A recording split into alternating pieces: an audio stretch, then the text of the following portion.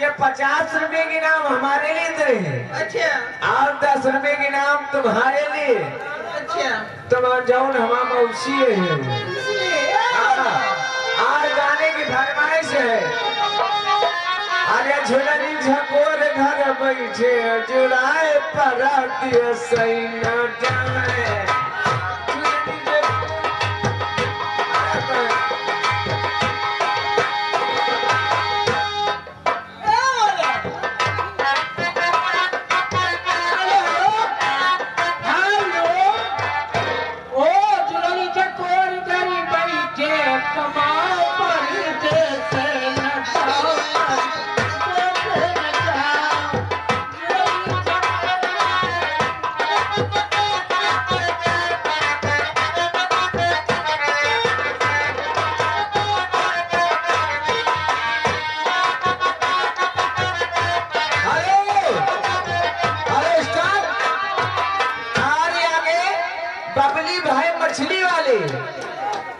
बबली भाई मछली वाले 20 रुपए के नाम दे रहे हैं।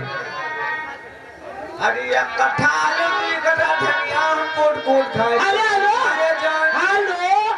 और मुसरी ना पो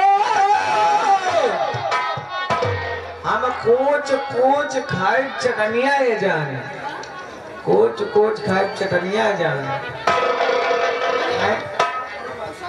और अरे बहुआ बहनी हरा बहुआ मुसरी ना पो हरे बहुआ मुसरी ना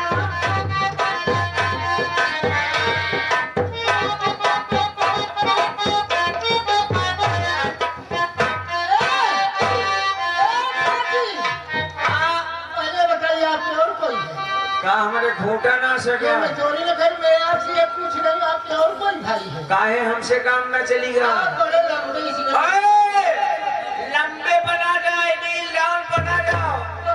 अरे चेचिस बना जाओ या चेचिस पता है।